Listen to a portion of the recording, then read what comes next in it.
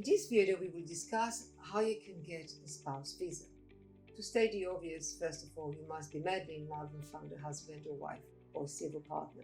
I can't help you with that, regrettably, but once you've found a loved one, the rest is just bureaucratic nonsense. Find yourself a loved one, and let's talk about eligibility requirements.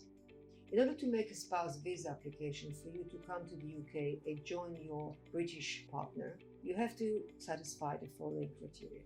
The person that you love, the person that you're married to, has to be a British citizen or has to have settled status. In other words, they have to be permanently present and settled in the UK. Alternatively, they can be refugees with Refugee Convention status, or they have leave to remain under the EU settlement scheme, pre-settled or settled status. So after you found the love of your life, make sure, do they have the status that will enable you to sponsor in order to make a valid application so that you will qualify under the rules. Both yourself and your partner must be over the age 18, should not be in prohibited degree of relationship, and must have met in person and had a valid marriage. What are the validity requirements to make a successful application? You may remember from previous videos, for the application to be valid, you have to complete the right application form, you have to pay the fee, you have to attend the biometric, and you have to upload the necessary documents. That is a given. The next question is, what are the suitability requirements? The suitability requirements for a spouse are very specific and slightly different to the suitability requirements I discussed in another video when we spoke about visiting. You have to show that there is no deportation against you, that the Secretary of State did not order your exclusion from the UK, and you should not have received the custodial sentence for a certain period of time. Once you satisfy yourself, the applicant, the suitability requirements, you move to the next stage. The relationship requirement for a spouse visa is that you and your partner must have met in person. You must prove that the relationship is genuine and subsisting. The marriage must be valid, civil, recognized in the country that you entered it as a civil marriage. And if you've been married before, you have to prove that at the date of the marriage, you are divorced or your relationship broken down. You also have to show that you and your partner intend to live together permanently in the UK. Now let's pause for a minute and think about what I said. How do you prove that your relationship is genuine and subsisting? Well, it can be testimonies, letters and support from friends, photographs, evidence that you're maintaining contact, children, cohabitation, mutual wills, financial responsibilities, but above all, to show that the relationship is genuine and subsisting because you've entered it in the context of loving, lasting relationship. And how you wish to prove it, it's entirely up to you. There is no recipe of how to prove it. Some cultures will not allow you to live together before marriage, but you'll be able to provide evidence from family and the congregation that blessed your union. This public recognition can carry a lot of weight. You will have to show that you also pass the English language requirement. This is a level A1 unless you have a degree taught in English. The rationale is that if you come to live in the UK as a spouse, to enable your integration in the UK, you must be able to speak the language. As you apply for extension of the initial leave to remain as a spouse, you have to get higher and higher qualifications in English. You might be exempt from the English language requirements, but only in very specific circumstances. If you are age 65 or over, or if you have physical or mental disability that prevents you from taking this test. I must admit that unless you're 65 or over, it will be very difficult, and it was only very rarely that these applications have been successful. You also have to satisfy the accommodation requirements. You and your sponsor will have to demonstrate that there will be a place for you to come and to stay in the UK once you arrive as a spouse. It doesn't have to be Buckingham Palace, it doesn't have to be luxury. It can be a room that you can occupy exclusively for the use of the husband and wife or the civil partners. It shouldn't be overcrowded, it shouldn't contravene public health requirements, and it should be a place where you're allowed to live lawfully, usually with the consent of the landlord. The other requirement is that's a big subject, for which I invite you to look at Appendix FM-SE, is the financial requirements. In other words, if your sponsor cannot meet the financial requirements, you will not be able to make an application that will succeed. Your British sponsor has to prove that he or she can be able to support you without recourse to public funds. And the magic figure is 18,600.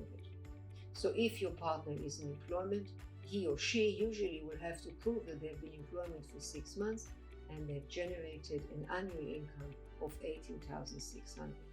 The categories go from A to G, and I will meet each and every one of them individually. The first category is that of the employee.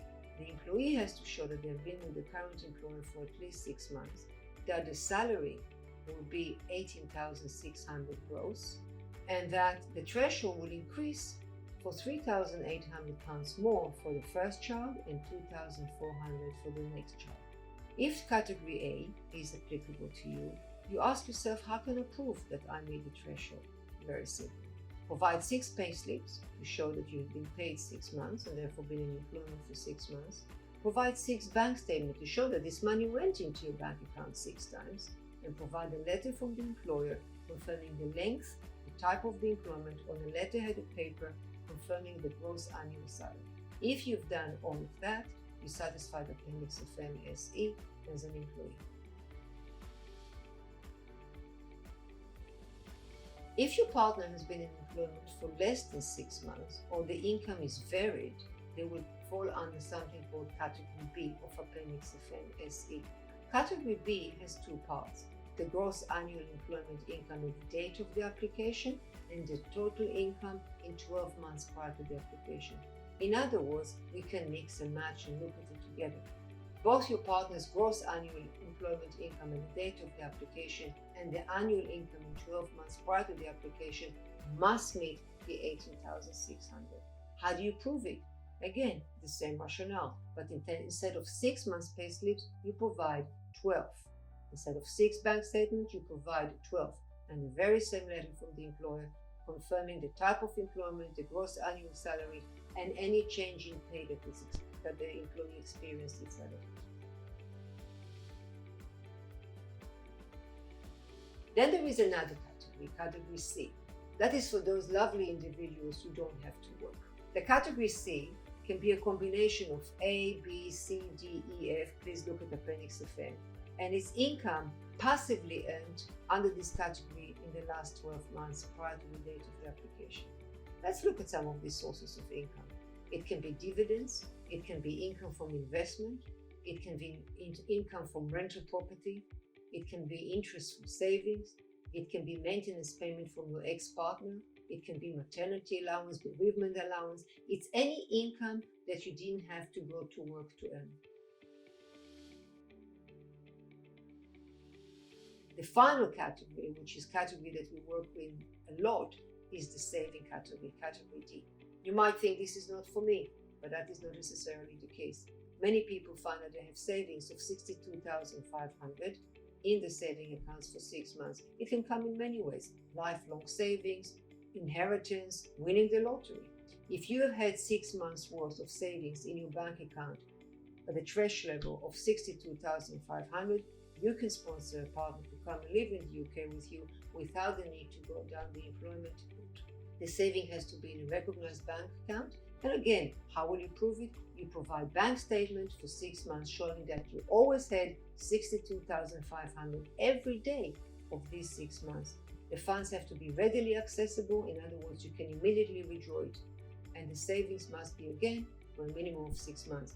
That's important that you discuss it with your lawyer, because if you had the savings saved for 5 months, don't make the application. You may wish to wait until you satisfy the criteria and enhance your chances of success. The final category is for those who get a pension. It's called Category E, and it's beyond the scope of this video to discuss. And then the category which I like in particular, which requires the particular skills of the lawyer, is the next category, which is Category F and G, where your partner is self-employed or director of the company, and you have to look at the mixture of income from 2 sources to be able to show that the level of self-employment has been 18,600 gross taxable profit. For that, we work closely with accountants to be able to show that in the last tax year you have earned a minimum of 18,600 taxable profit. And finally, if your partner is in receipt of certain benefits, to avoid discrimination, they too can sponsor you to come to the UK. The particular benefits that you can rely on are in Appendix FMSE at paragraph 12. You have to show that your partner has received this for some time, and I will discuss with you the ways that you can demonstrate that you're in receipt of this benefit. If you receive disability living allowance, for example, severe disability allowance, personal independence payment, commonly known as PIP, you'll be able to sponsor your partner to come to the UK. Having said all of that, having jumped through all the hoops, what am I going to get? You will receive 2.5 years visa, which will enable you to live and work in the UK without recourse to public funds, because as we said, you have a sponsor to look after you. And after these 2.5, if you're still madly in love and your relationship is still genuinely subsisting, you will make an application before your leave expires to extend it for another 2.5 years. At the end of blissful 5 years, when you are madly in love with your partner, you'll be able to apply for indefinite leave to remain and for British passport, British naturalization process thereafter. If I can help you in any other way, please don't hesitate to contact us. You can phone us, you can send us an email, use the contact and say, "Hi, we would like to have a free Zoom consultation," and we'll be there to assist you. Thank you for taking the time to listen to me.